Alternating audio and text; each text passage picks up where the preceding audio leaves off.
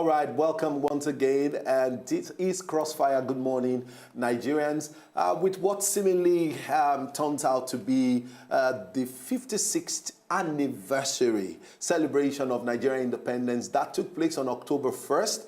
And as a matter of fact, Nigerians are amidst a lot of emotions, whether it should be celebrated or not. But as a matter of fact, for some of us, we feel that we still have every right or every reason to celebrate independence. As a matter of fact, for me, I feel very strongly that because Nigeria is one entity up till today, it is worth celebrating.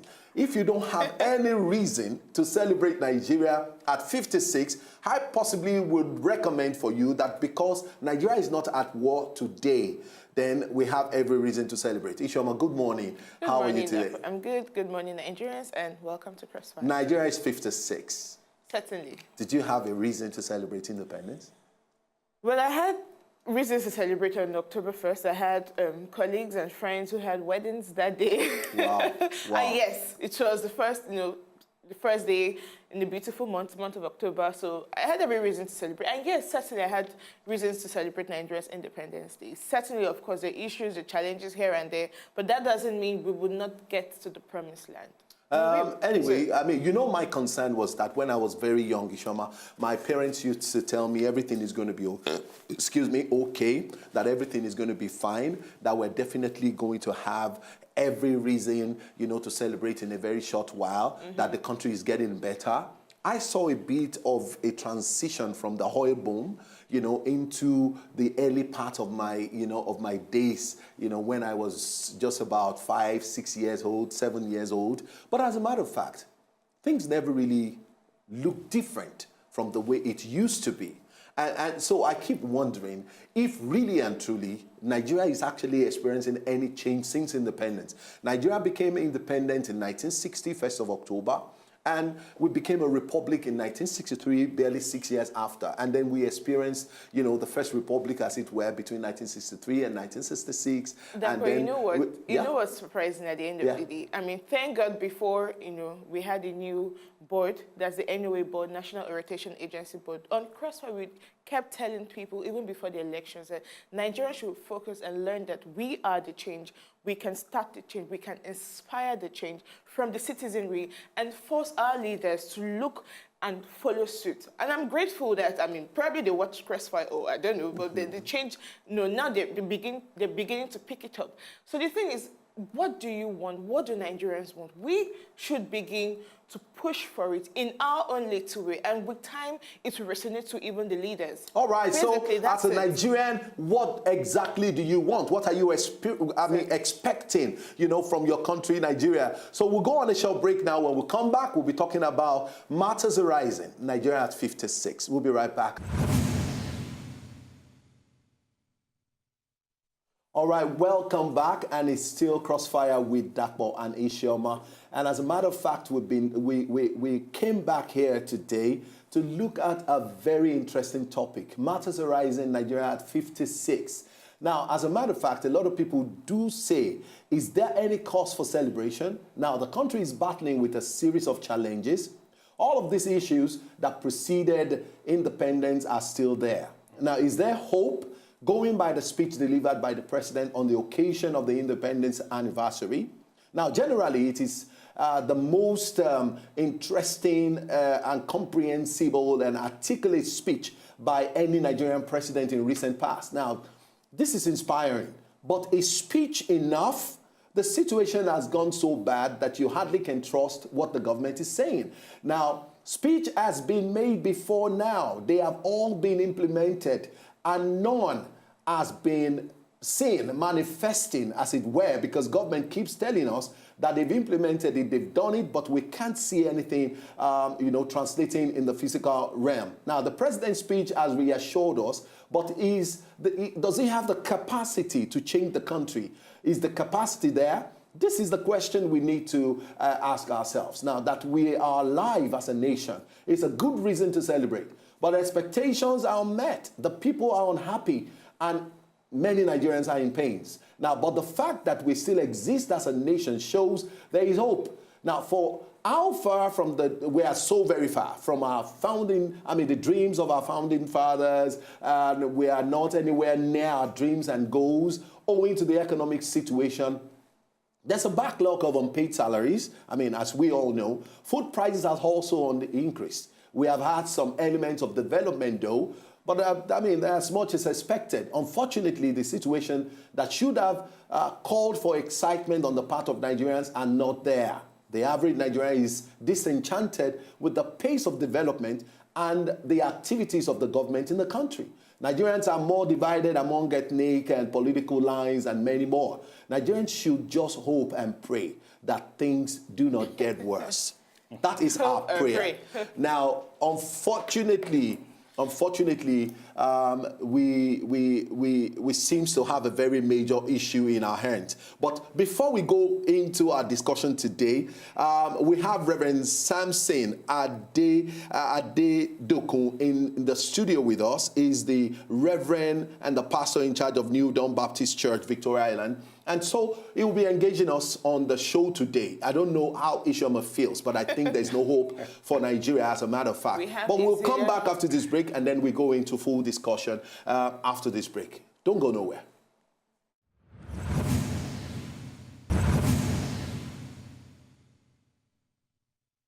We are back, and it's still Crossfire with Dakpo and Isioma. We have Reverend Samson Adedokun with us in the studio. He's the Reverend and the pastor in charge of New Dawn Baptist Church in Victoria Island. And as a matter of fact, this is a political platform. So it's coming because of his passion for Nigeria. And as a matter of fact, I listened to one interview he granted recently, and that was the reason why we had to just look out for him.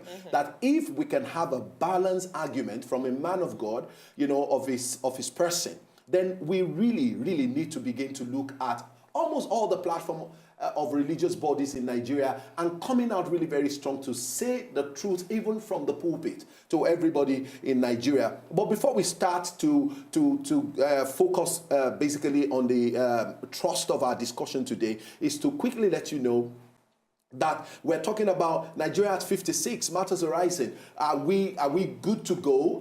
Is it looking good? Is there any reason for us to celebrate as a nation?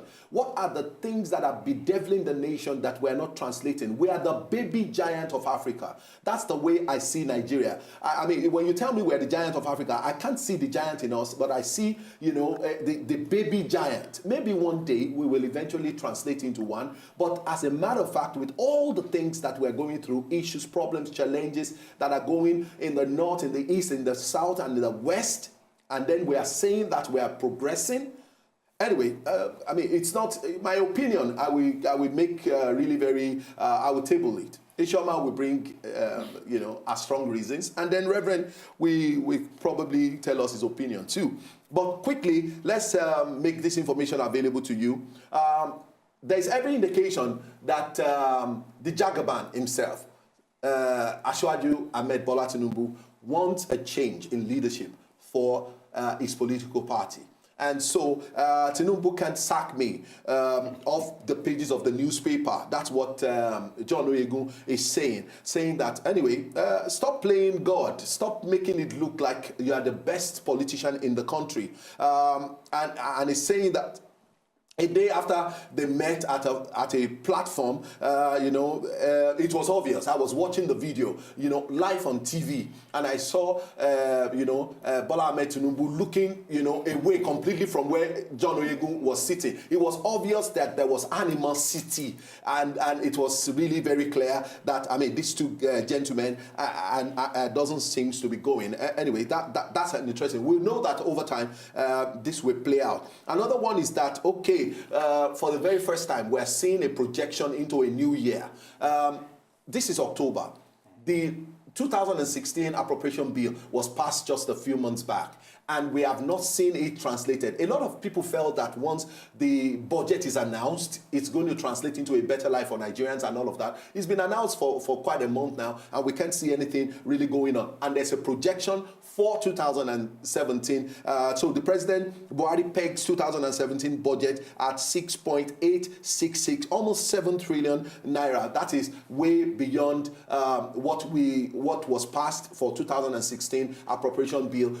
Even after the padding, there was padding. 2016 budget was padded and it was 6.3 trillion, but we have almost 7 trillion for 2017 without padding. I mean, because this is strictly from the presidency straight to the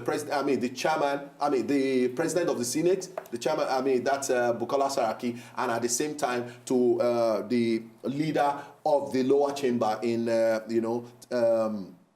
Dogara, Yakubu Dogara. Now, so anyway, we will see how this pans out eventually, as we speak. Okay, having said that, gentlemen, Nigeria at 56, Ishoma, Reverend Dokun, let us look at a couple of things that is happening.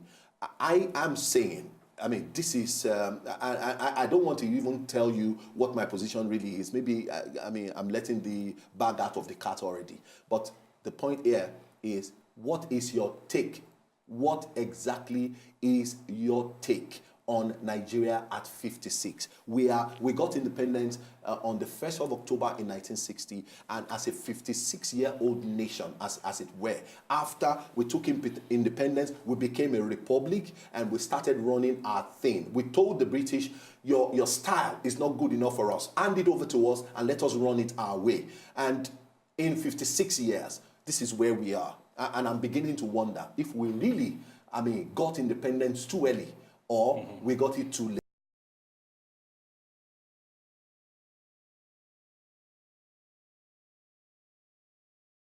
Nigeria is older than me, as it were, by independence, by age. Nigeria is older than me, but Nigeria has issues.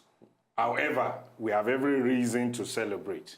We have reasons to be grateful because if this nation were No, Reverend, I will appreciate if you don't really sound like a man of God that you are. There is faith. I understand the concept of faith very well. I'm not talking about faith. And then I understand about hope too. The point really is that if you look at the situation, it could have been worse. We're talking about a nation where people are hungry. We could have seen people out there killing each other, fighting over all kinds of things, but Nigerians are still persevering, they are still working, they are still going to offices. People haven't been paid for months. If this were another nation, there would be riots and civil war all over. So Nigerians are great people, and Nigerians have got to continue to believe in their country. Let's not forget that where we are today is a product of all of our efforts. Yes, some people have led us there, but we as citizens also allow them to lead us there. And we as citizens can also come back to say, look, we can chart a new course. And I think a beginning point is for us to begin to say to ourselves, let's get back to the right values. So we have reasons to be grateful that at 56, we are not killing each other. You and I are on air now. If it were not because we had some relative peace, some relative agreement, we could not be here. You possibly would be hiding away somewhere. It's true, there are tough times, but Nigerians have got to be able to look at each other and say, look, you've tried though. In spite of all of the stealing and the looting, you have not gone ahead to join the gang. You are still going to your office. I think we should commend Nigerians. Amazing. I completely agree with everything Pastor has said. But now you said something about complaining and the people waking up. Now, like we were talking off air before we started the program. Let's look at South Africa. South Africa suffered greatly. South Africans suffered greatly. The scourge of appetite. But it took the conscious awakening of the people to say, no, enough is enough. This is our land. We should have equal rights. Whites and blacks, we're all equal before God. And we should have a nation that is born in unity and love, indivisible before God and man. And look at South Africa today. South Africa South Africa right now has taken over as the largest growing economy, which used to be Nigeria before now. Virtually every multinational company have an office resident there. Uranium, and they have beautiful natural resources. Nuclear warheads, they also have nuclear warheads, although Nigeria has uranium in abundance, but we cannot boast of one. not to mention some of the challenges Nigeria is having today, but it took the conscious awakening of the people. Now, we look at Nigeria, it seems we are yet to understand. Don't forget that South Africa suffered for it. They fought for it. People died. The blood of the innocent people in South Africa was shed just for them to be where they are. Nigerians are not ready to die. No, I am not ready to die. I don't think I'm ready to die for the cause. We have had young men and women who have laid down their life for the cause, the unity, which you and I are enjoying today. Maybe not fantastic, but people have also sacrificed one thing or the other for Nigeria to get to where it is today. With the hope that Nigeria will grow and develop. So when it comes to people losing their life, I think Nigerians have also laid down a lot for the peace and safety of Nigeria. But the issue now is, Pastor, the issue now is, what can we do, or what do you think needs to be done to reawaken the consciousness in Nigeria? I know the government has they've initiated the Change Begins With Me campaign, but do you think that is enough to awaken the consciousness in the citizens, to reawaken patriotism to Nigeria? Do you think that's enough? Well, I don't think that's sufficient, but I should first say that, you know what, if we're talking about people laying down their lives for Nigeria, I can tell you honestly that Nigerians have been laying down their lives for Nigeria. The fact that we are not all in the cemetery does not say we haven't been dying. Nigerians, a lot have died physically, a lot have died mentally, a lot have died socially for the sake of this nation. So we could go into all kinds of discussions around that. However, if we're going to begin to go back to where we can retrieve our nation, I think we have to speak to ourselves about values. Nigerians have to begin to understand that we cannot depend on those who are in office. I'm sorry to put it that way, but we have had enough experience as a nation to know that we can't depend on those who are in office to lead us out of this quagmire.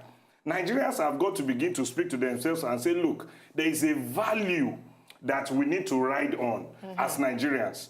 We can't, this Change Begins With Me campaign, it's a great idea and it's fantastic. President Buhari, everybody believes in his integrity and all of that. There are a few things he needs to do as president. He needs to take concrete steps that show us that, look, I am walking the path that I am speaking. Okay, I'm going to have to stop you there. We're going to have to quickly listen to just a part of the speech of the president, and then we will take a cue from there. I mean, these words, are they just enough to take Nigeria out of the quagmire, like you said, out of the myriad of challenges that this country is going through as we speak? Is it just enough? I mean, the president has been speaking, I mean, one of the best oratory speeches, you know, that have been delivered, you know, in recent past has come from the current president of Nigeria, as it were. But then we're not seeing it translating into something meaningful and good to alleviate the sufferings of Nigerians. So we will see a clip of the president's speech during at Independence, and then we'll continue from there. Today, 1st October, is a day of celebration for us Nigerians. On this day, 56 years ago, our people achieved the most important of all human desires, freedom and independence. We should all therefore give thanks and pray for our founding fathers, without whose efforts and toil we will not reap the bounties of today. I know that uppermost in your minds today is the economic crisis. The recession for many individuals and families is real. For some, it means not being able to pay school fees. For others, it is not being able to afford the high cost of food, rice and millet, or the high cost of local or international travel. And for many of our young people, the recession means joblessness, sometimes after graduating from university or polytechnic. I know how difficult things are and how rough business is. All my adult life, I have always earned a salary, and I know what it is like when your salary simply is not enough. In every part of our nation, people are making incredible sacrifices.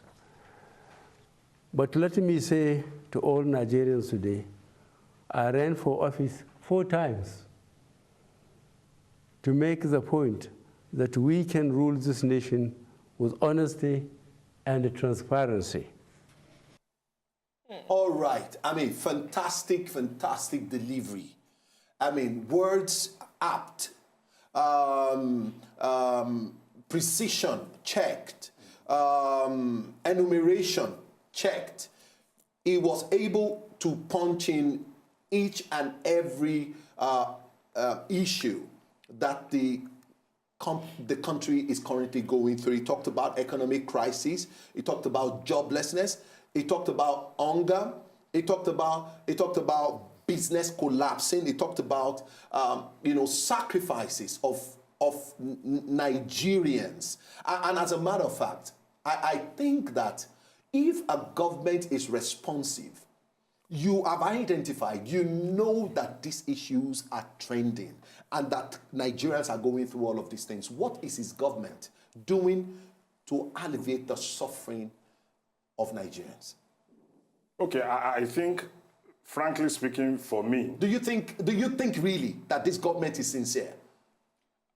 I'd like to believe that. I'd like to believe that the president is sincere. The word government may be too large to use at this point because there are all kinds of people in government. But the president, I'd like to believe he's sincere. And believe me, I like words. I like speeches that convey your thoughts. That's great. Now, here's what I think. I think that the president must now go one step further. He must become as dramatic as he can become. In other words, Mr. President, you have just told us about the fact that people can't pay fees, things are tough, government is doing its best, you ran for office, great. Can the president wake up tomorrow and say, you know what? Instead of selling just 2 jets in the presidential fleet, let's sell everything. We're going to sell everything. We're going to fly the commercial airlines in Nigeria. So the money we're going to be putting into doing all these things will be going to the Nigerian economy. We are paying for flights that are going on Nigerian airlines. That money is running our economy. Correct. We're not going to run some flights for ourselves that is money circulating amongst us. So the president has got to become a bit dramatic. Oh, no, but let's look at it. Sorry to cut you short. Yes. Let's look at it from another angle. We do not even have a national carrier of our own. And shocking to say that most of these multinational companies who operate in Nigeria, many of them, do not pay their taxes here. They have one form of tax, evasion and exemption. Ridiculous. At the end of the day, those monies. Now, if you say now that okay, let's begin to apply, the airlines in Nigeria. Let's say, for example, some of these airlines are exempted from paying their taxes. At the end of the day, it's not going to do any good to the country. So even if Mr. President right now says, okay, let's even convert some of these airlines to becoming national carriers, we're going to employ Nigerians, seasoned experts, pilots, hostesses, Nigerian engineers, fresh from the university system to begin to man this operation. I mean, don't you think it's a right step? But no, let's look at it also. We have the Niger Delta crisis still ongoing. I remember during the elections, this administration promised that they were looking at technological ways of manning some of these facilities.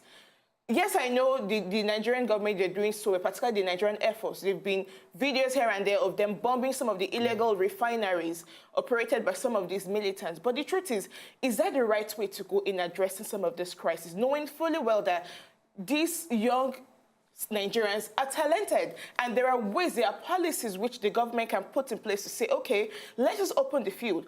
Petroleum industry billions, there are so many policies that can be put on the table by this government to making sure that some of these negativities are turned around for the good of the country. So, but yet we're not seeing some of these things happening yet. And yes, we certainly have to keep hope alive, as you have said. I mean, so we need to understand. Okay, so we come back to this issue of our values, but let me close out my thoughts on what the government needs to do. I'm not asking for a national carrier. I think we've gone that route of that discussion for too long. Okay. If government officials begin to fly the airlines in Nigeria, safety will rise. Correct.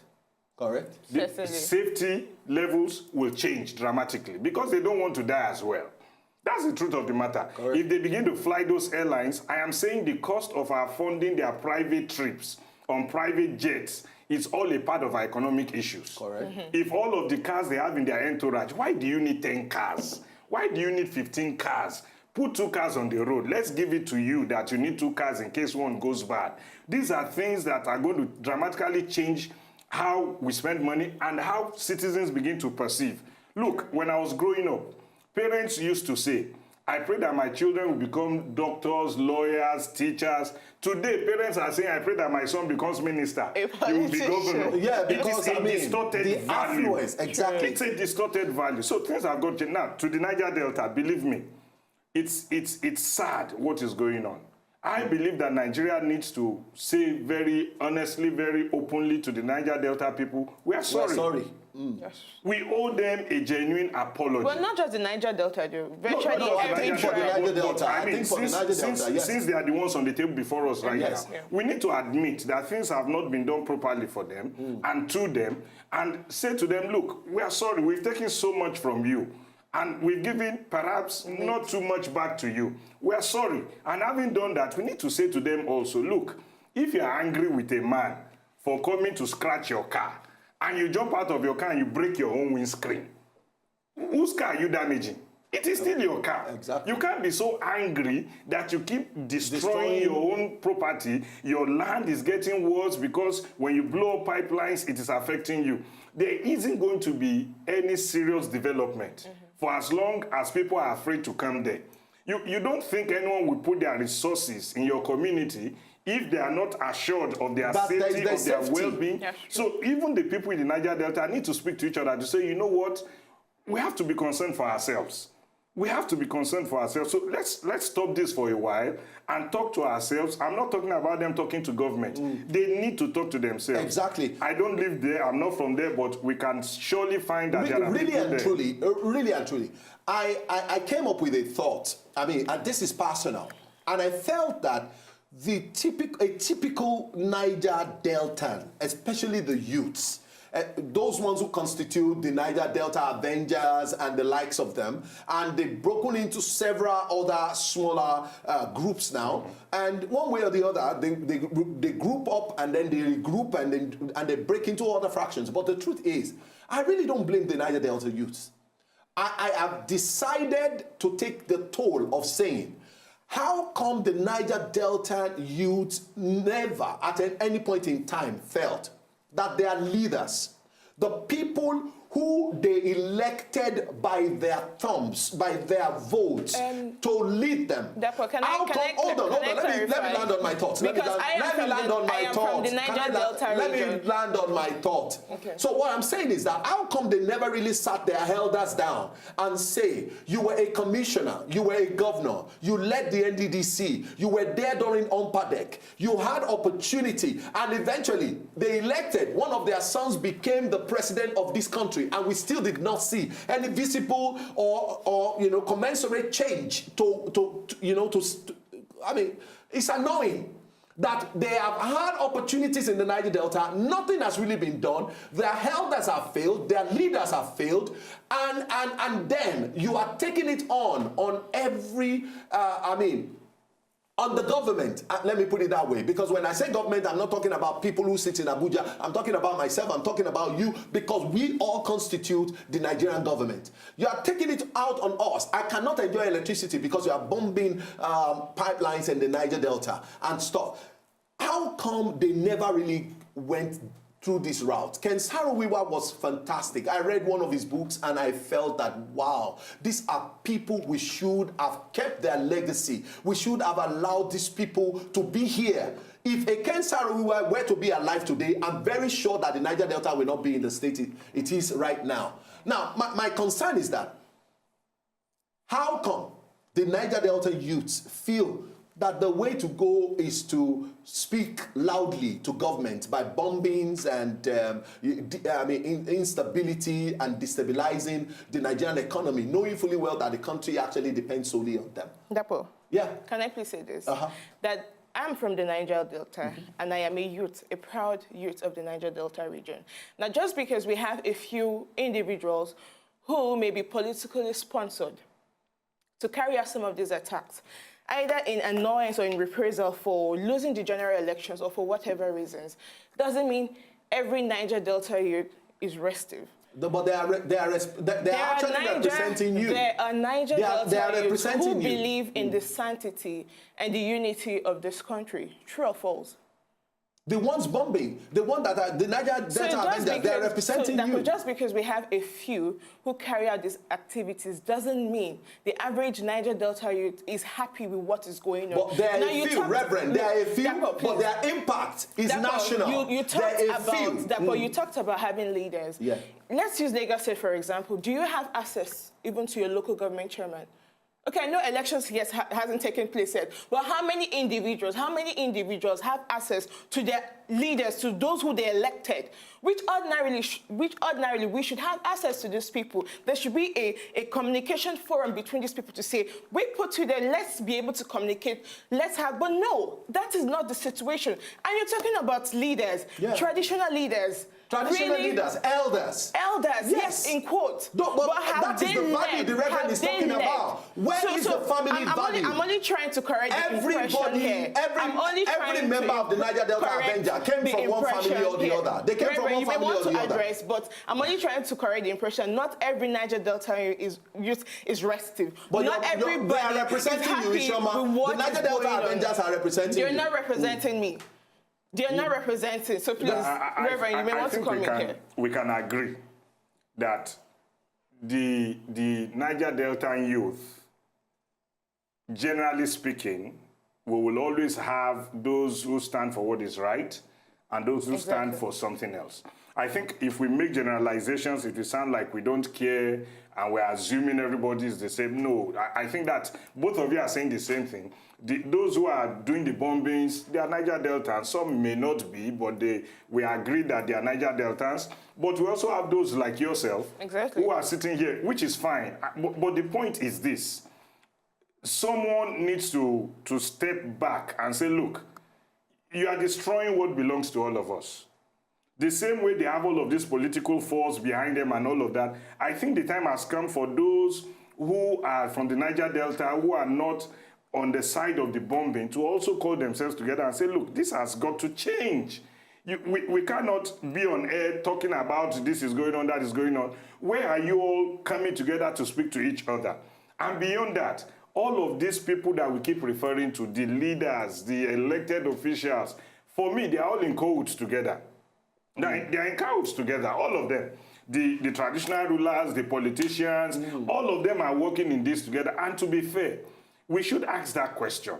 All of these years, all of the resources that have gone to the leadership in the Niger Delta, what has happened to them? A couple of my own friends who are from that area have said to me a few times, some of the best houses in those places are owned by the militants and the politicians. And the rest of the folks are all living in shanties. It's unbelievable. But you know what? Those people who are living in the shanties do not have a voice. Exactly. They can't really change anything. So people like yourself who have a voice and others who have voices out there need to be coming together to say, you know what? We are going to change this.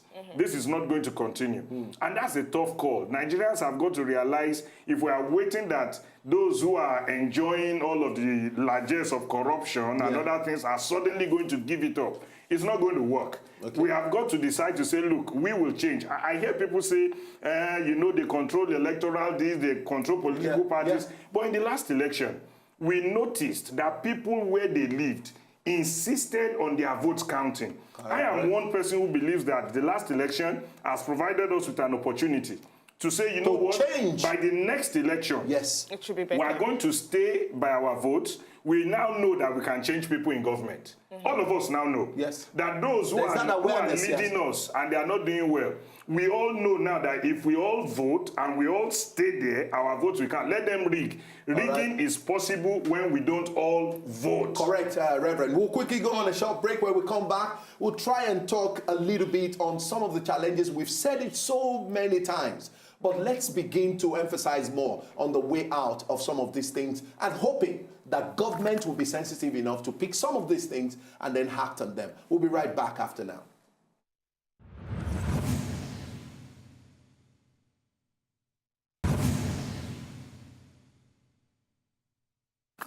All right, thanks for staying with us. And it's still Crossfire with Dr. Anishoma. We have Reverend Samson Adelokun in the studio, and we've been talking about Nigeria at 56, matters arising. Now, we have issues in Nigeria. Ishoma, Reverend, corruption, impunity of leaders, internal strife, worsening economy, administrative inefficiency.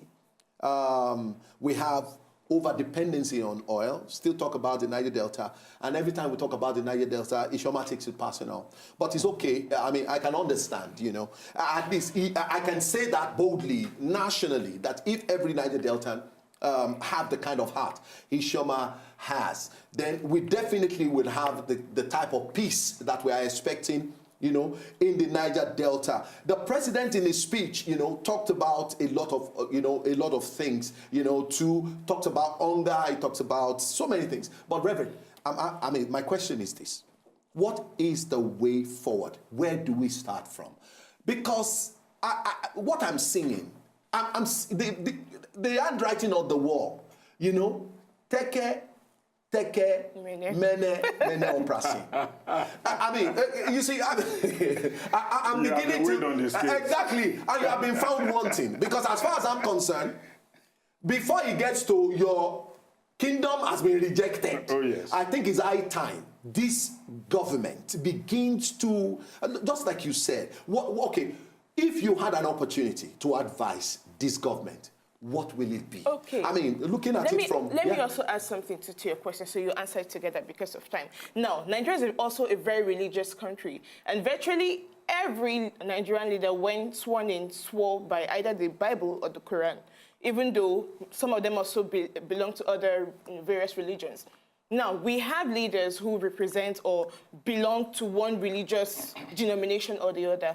Now, but yet we're still having this challenge. So what also are the civil society groups doing, which also includes the lawyers and other professional bodies, and also the religious organizations? And I'm talking about the churches, the mosques, the Shango worshippers, etc.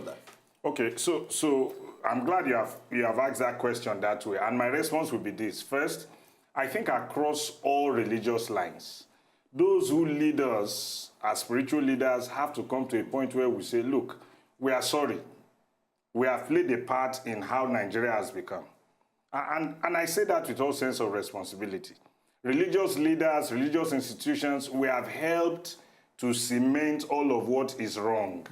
People have given us donations, and we accepted gladly, even though possibly there were monies to make hospitals better. To us, it was a gift from God. But rather, they built churches. They built churches and mosques and shrines and all of that. So religious leaders have to come to say, look, from now on, if a government official gives a gift to the church, to the mosque, to the shrine, we must ask the question, sorry, sir, your salary, how much is it that you are able to give us this kind of gift?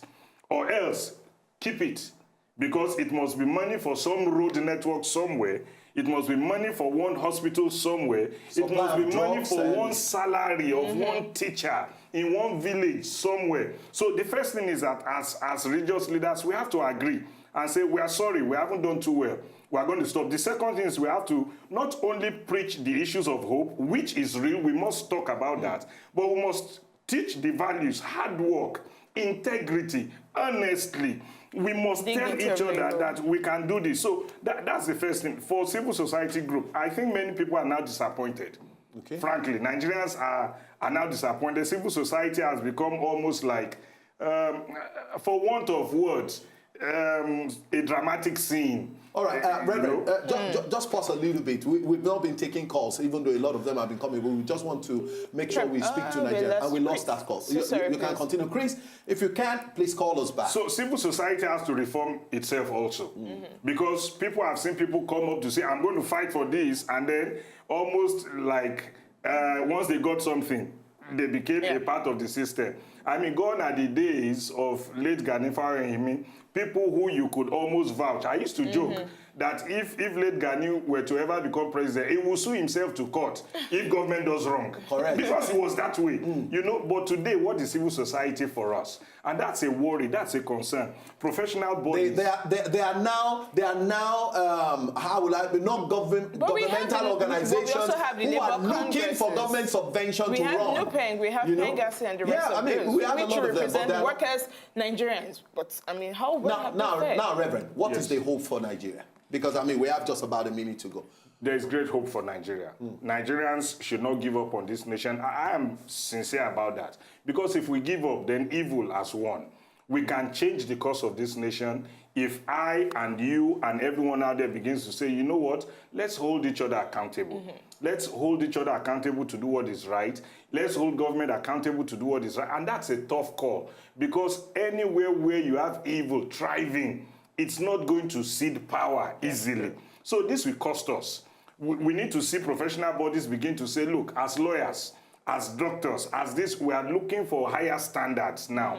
And we are not going to pander to government anymore. We are going to make a demand, and that demand must be met. If all of us agree across lines and begin to step out and say, Mr. Governor, you are not going to use 10 cars. You are going to use only 2. One. Or you take public transport. Or take public transport. And we insist. And we shut down, and I'm serious about this, shut down the system. They will suddenly realize that, oh, I can't fight all the people. All right. I can fight one, I can fight two, but I can't fight all the people. But it has got to be across lines. Thank you so very much, Reverend Samson Adedokun. We definitely will be inviting you back to this platform. Now, get your hand ready, and I need you to point to everybody at home. You need a change in Nigeria. Let this change begin with you. We'll go now and be back with another very interesting episode tomorrow. Do join us. Stay out of trouble. God bless Nigeria. God bless Nigeria. And be careful. Yes,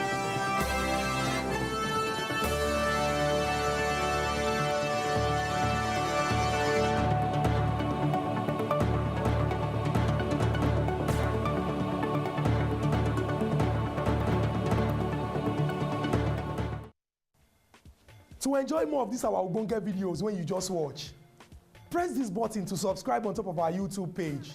You go love her.